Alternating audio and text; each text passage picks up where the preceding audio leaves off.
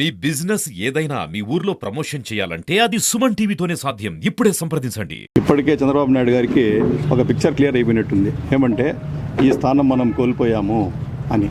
Bengaluru bus stand అనేది minimum ఒక 7-8 వేలు ఉంటే కూడా 4 పక్కల నిండిపోయే మినిమం ఒక 10,000 మంది ఉంటే కూడా ఎక్కువ జనాభా కనిపించే చోటు అది. అట్ల చోటు కూడా ముక్కాలు భాగం ఖాళీగా ఉండి టోటల్ ఫెయిల్యూర్ అయింది. టోటల్ ఫెయిల్యూర్ అయిపోయింది. బెంగళూరు బస్ స్టాండ్లో కూడా చాలామంది యాక్చువల్లీ ఆ పీక్ అవర్స్లో చాలామంది ముస్లిమ్స్ ఇఫ్తియార్ విందు ముగించుకొని కనీసం 1000 మంది దీంట్లో ఉంటారు. అట్లాంటిది పోయి మనకు చంద్రబాబు నాయుడు మీద ఎంత వ్యతిరేకత, ఎందుకు ఆయన బీజేపీతో కలిసారని ఎంత వ్యతిరేకత చూపించినారంటే అందరూ వచ్చిందులో రిటర్న్ వెళ్ళిపోయి బస్ స్టాండ్కి వచ్చే వాళ్ళు కూడా తిరిగి వాళ్ళ ఇండ్లకి వెళ్ళిపోయి వాళ్ళు ఇఫ్తియార్ విందు తర్వాత వాళ్ళు పోయి ఇండ్లకి వెళ్ళిపోయినారు. ఆ రకంగా టోటల్ ఫ్లాప్ అయిపోయింది. ముస్లిమ్స్ కోసం ఆ పెట్టిన సభ కూడా టోటల్ ఎవరు ముస్లిమ్స్ లేరు, అక్కడ టోటల్ ఖాళీ అయిపోయింది. దానికోసం ఈవెన్ అన్ని పక్కలా చూస్తూ ఉంటే టోటల్ ఫెయిల్ అయింది. ఓన్లీ గ్రాఫిక్స్ వలన సభ సక్సెస్ అయినట్టు వాళ్ళు చూపించుకుంటూ ఉన్నారు.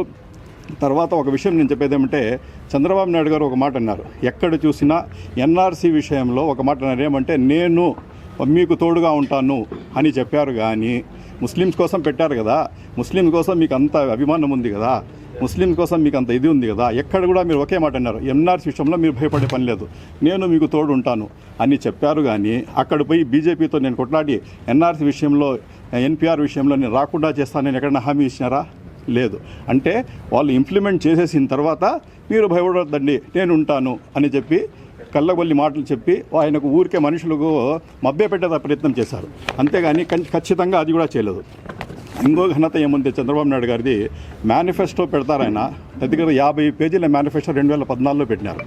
పెట్టిన తర్వాత ఏం చేసినారంటే ఒక నెల లోపలే వెబ్సైట్ నుండి మాయమైపోయింది ఆ మేనిఫెస్టో కూడా మాయం చేసేసి, తర్వాత అదే మా జగన్మోహన్ రెడ్డి గారు అయితే మేనిఫెస్టో కేవలం 2 పేజీలుగా పెట్టుకొని ఒక ఖురాన్, ఒక బైబుల్, ఒక భగవద్గీత మాదిరి దాన్ని పెట్టుకొని మొత్తం 100% భాగాలు దాన్ని ఇంప్లిమెంట్ చేసి ఆయన చెప్పిందే మేనిఫెస్టోలో చెప్పిందే కాకుండా దాంట్లో లేనివి కూడా ఇంప్లిమెంట్ చేసే ఘనత మన జగన్మోహన్ రెడ్డి గారిది.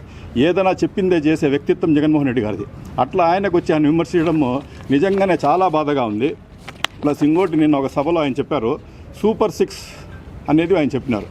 సూపర్ 6 కాదు, సూపర్ 100 చేస్తే కదా సూపర్ 6 కానీ సూపర్ 100 కానీ. ఒకటి కూడా సూపర్ 6 చేసేది లేదు, ఏమీ లేదు. ఇంతకుముందు ఎన్నోసార్లు అది చేస్తాము ఇది చేస్తామని చెప్పిండేదే, కానీ ఏ రోజు ఏది పాటించేది లేదు. ఇంతకుముందు ఏం చెప్పారు, మేము డ్వాక్రా రుణాలు మాఫీ చేస్తాం, 0 వడ్డీ వచ్చి రైతులకు ఇది మేలు చేస్తాము, తర్వాత జాబు కావాలంటే బాబు రావాలి అన్నారు. ఎక్కడ చేసింది? అన్నిట్లో కూడా టోటల్ చెప్పిందంతా ఫెయిల్యూరే. ఇవన్నీ ఫెయిల్యూర్ పెట్టుకొని ఈ సూపర్ 6 సక్సెస్ అవుతుందని ఏమి గ్యారంటీ? కాబట్టి అది కూడా ప్రజలకు ఓన్లీ మభ్యపెట్టే ఇదే తప్ప చేసేది ఏమీ ఉండదు. ఏదైనా చెప్పింది చేసే వ్యక్తిత్వం ఉండే వ్యక్తి వచ్చి జగన్మోహన్ రెడ్డి గారే.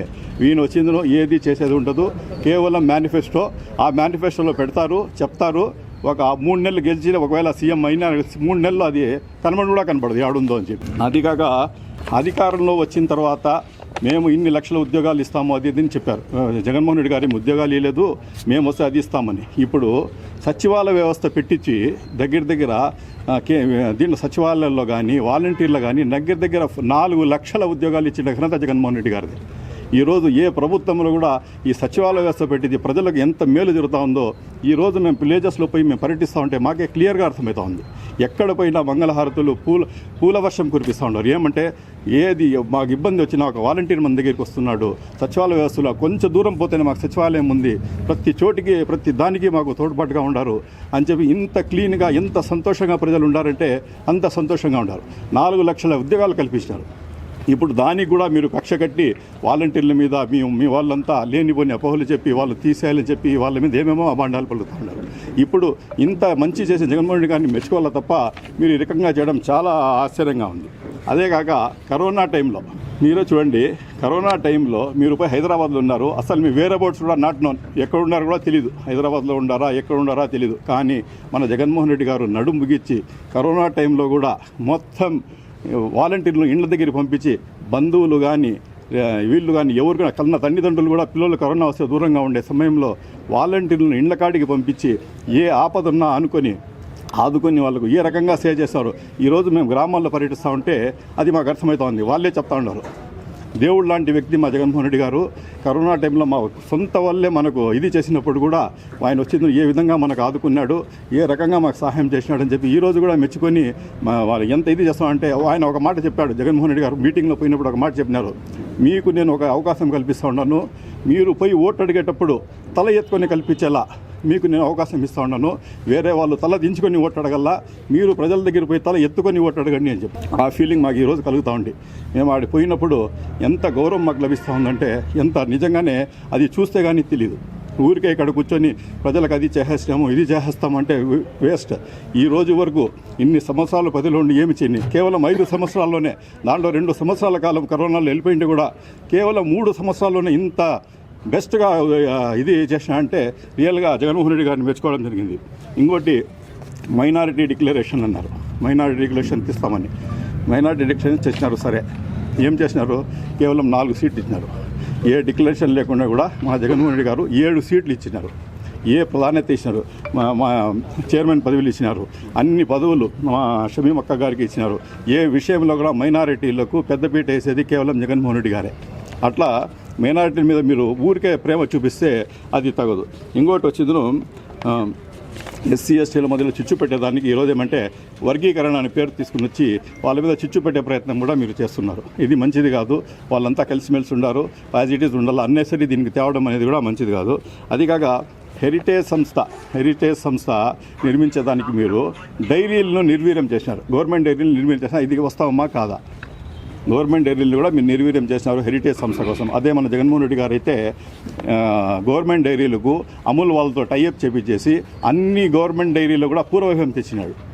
ఈ రకంగా ప్రజల కోసం ఎవరైనా మనిషి ఈరోజు చేస్తూ ఉన్నారంటే, రైతుల కోసం చేస్తూ ఉన్నారంటే కేవలం జగన్మోహన్ రెడ్డి గారే. ఇంకో విషయం మీరు చెప్పారు, మిథున్ రెడ్డి గారు మనకేం చేశారు, బీటీ కాలేజ్ను యూనివర్సిటీ చేశారు.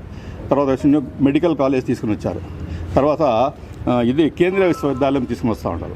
తీసుకొని వచ్చేసి ఆల్రెడీ దీన్ని మెడికల్గా చేసేసింటే ఇంకా మీరు వచ్చి చేసేది అధికారం ఏమి?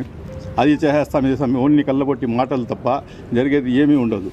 అది కాక ఇంకో మాట, ఆ టైంలో కూడా మీరు 2014లో రూలింగ్ వచ్చినప్పుడు ఏది ప్రత్యేక హోదా వద్దు, ప్యాకేజీ ముద్దని చెప్పిండే వాస్తవం మీది కదా. ఆ రోజు ప్యాకేజ్ గవర్నమెంట్ ఇస్తామంటే కూడా, ప్రత్యేక హోదా ఇస్తామంటే కూడా మీరు వాళ్ళతో టైఅప్ అయిపోయి ప్రత్యేక హోదా వద్దని చెప్పి ప్యాకేజ్ ముద్దని చెప్పి డబ్బులు తీసుకుని వచ్చేసి వీళ్లకు అన్నేసరి ఇరిగేషన్ దానికి దీనికి పెట్టేసి వీళ్ళు జన్మభూమి కమిటీలు ఇచ్చేది డబ్బులు ఇచ్చి మొత్తం డబ్బును నాశనం చేసినారు. మీరు ఏమీ చేయకుండా మీకు ఆదరణ రావాలంటే ప్రజలు ఎట్లా మీకు మద్దతు ఇస్తారు? కాబట్టి ఇక్కడి నుంచైనా మన చంద్రబాబు నాయుడు ఇవన్నీ గమనించి ఇంకా రాబోయే రోజుల్లో ఇంకా ఖచ్చితంగా వాళ్ళకి ఇప్పటికే తెలిపోయింది ఈ సీట్ మనకు రాదు, ఇది పోయిందే అని చెప్పి. కుప్పం నుండి మీరు పర్యటన చేసుకుని కుప్పం పలంనేరు మీదుగా ఇక్కడ నుండి మదనపల్లికి వచ్చినప్పుడే అన్ని సీట్లు ఎత్తిపోయేటివి అని గ్యారంటీ అయిపోయింది. కాబట్టి కులాలకు మతాలకు అతీతంగా, పార్టీలకు అతీతంగా దీనికి సంబంధించిన డెవలప్మెంట్ కోసం కష్టపడి ఆహర్నిశలు బాధపడే వ్యక్తి వచ్చి జగన్మోహన్ రెడ్డి గారే.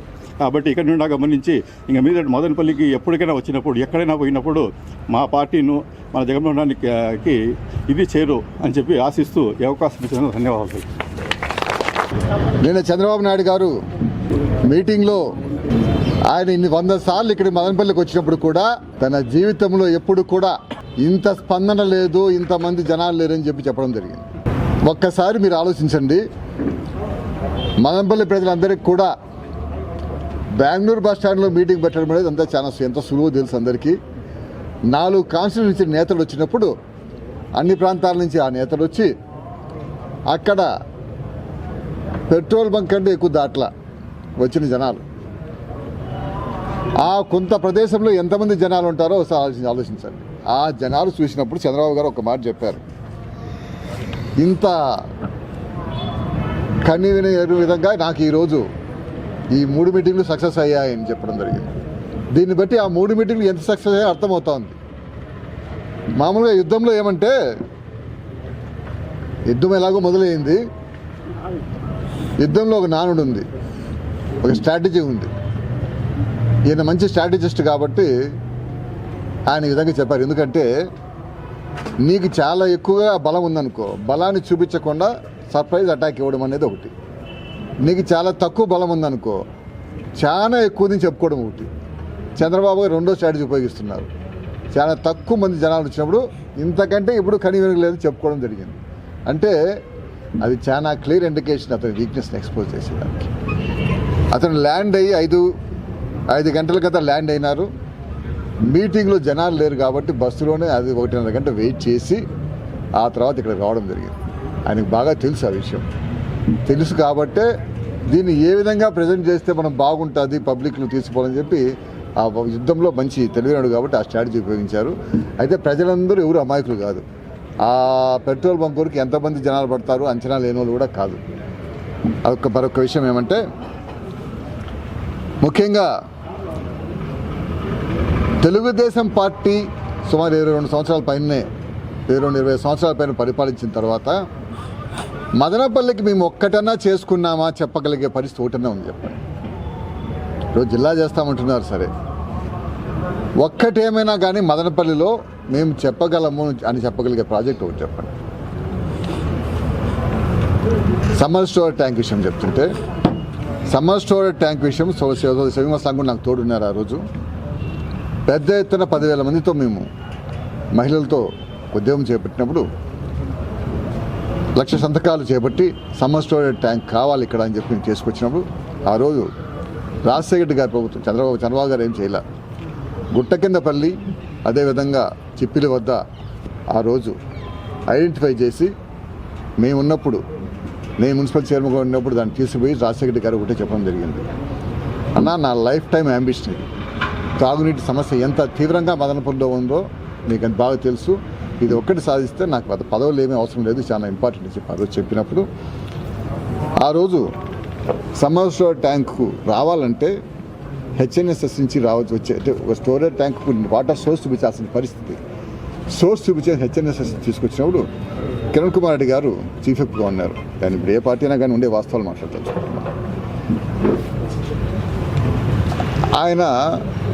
ఆయన కాన్స్టిట్యున్సీకి 70,000 ఎకరాలకు నీళ్లు తీసుకొని పోయేదానికి అందు హెచ్ఎన్ఎస్ఎస్ నుంచి ప్రాజెక్ట్ పెట్టడం. మదనపల్లికి 10,000 ఎకరాలు అంతకుముందు ఒరిజినల్ ప్లాన్ ఉంటే ఆ ప్లాన్లో ఇప్పుడు మొత్తం అంతా అడిగి తీసుకోవడం జరిగినప్పుడు అడిగినా ఇంత అన్యాయం జరిగితే ఎట్లా అంటే, అప్పుడు కింద ఏం చేసినారంటే రాజశేఖర్ గారి దగ్గర ఆ ప్రభుత్వంలో మాట్లాడి రాజశేఖర్ గారి ప్రభుత్వంలోనే డ్రింకింగ్ వాటర్కి సమ్మర్ స్టోరేజ్ ట్యాంకుకు వనరులు అదే పనికి హెచ్ఎన్ఎస్ఎస్లో వచ్చిన మిగులు అప్పుడు లెస్ టెండర్స్ పోతే ఆ ఫండ్ను దానికి ట్రాన్స్ఫర్ చేసి 220 కోట్ల రూపాయలు దానికి చేపట్టడం జరిగింది. అదేవిధంగా పైప్ లైన్లు మొత్తం అంతా వచ్చేదనుకు 55 కోట్ల రూపాయల ప్రాజెక్టు ఇవన్నీ రాజశేఖర్ గారి ప్రభుత్వం వచ్చినప్పుడే శాంక్షన్ చేయడము రావడము జరిగినాయి. అంటే సమ్మర్ స్టోరేజ్ ట్యాంకు పూర్తిగా రావడం జరిగింది. అయితే ఇక్కడ ఒక విషయం ఏమంటే, హంద్రీనేవా నుంచి నీళ్ళు వచ్చే పరిస్థితుల్లో ఎవరైనా కానీ సమ్మర్ స్టోరేజ్ ట్యాంకు వచ్చే, ఎందుకంటే ఆంతపూరు అనేది కరువు ప్రాంతం కాబట్టి ఆ ప్రాంతం అయిపోయిన తర్వాతనే మనకి ఇక్కడ వచ్చే పరిస్థితి. కాబట్టి హెచ్ఎన్ఎస్ నుంచి నీళ్ళు రావని ఉద్దేశంతో తాగునీటి సమస్య కోసం గతంలో కిరణ్ కుమార్ గారు కూడా ఒకటి 6,000 కోట్ల రూపాయలతో డిస్టిక్ అంతా కూడా నీళ్ళు ఇప్పించేదని ఒక ప్రాజెక్ట్ పెట్టడం జరిగింది. దాన్ని చంద్రబాబు గారు అరోజు చేయాల. నేను ఎమ్మెల్సీగా ఉన్నప్పుడు క్వశ్చన్ చేశాను కౌన్సిల్లో. అంటే రాజకీయంగా మాత్రమే దాన్ని రానియకుండా, ఈ ప్రాంతంలో డెవలప్మెంట్ అనే పరిస్థితి రానియకుండా చేయడం జరిగింది. ఈరోజు గాలేరు నుంచి హంద్రీనేవాకి కలిపి తాగునీరు శాశ్వత పరిష్కార మార్గంగా ఈరోజు మన మినిస్టర్ గారికి ఇరిగేషన్ మీద మంచి పట్టుంది కాబట్టి శాశ్వతంగా ఈ విధంగా చేస్తే సమస్య తీరుతుందని చెప్పి పెద్దిరెడ్డి రామచంద్ర గారు, మిథున్ రెడ్డి గారు గాలేరు హంద్రీనేవా నుంచి కనెక్షన్ చేపిస్తూ, అదేవిధంగా అది కాక డ్రింకింగ్ వాటర్ సురక్షిత నీటిని ప్రతి ఒక్క ఇంటికి ఇచ్చే విధంగా చర్యలు చేపడుతున్నారు. ఇంకొక విషయం ఏమంటే, చంద్రబాబు గారు ఈ ప్రాంతానికి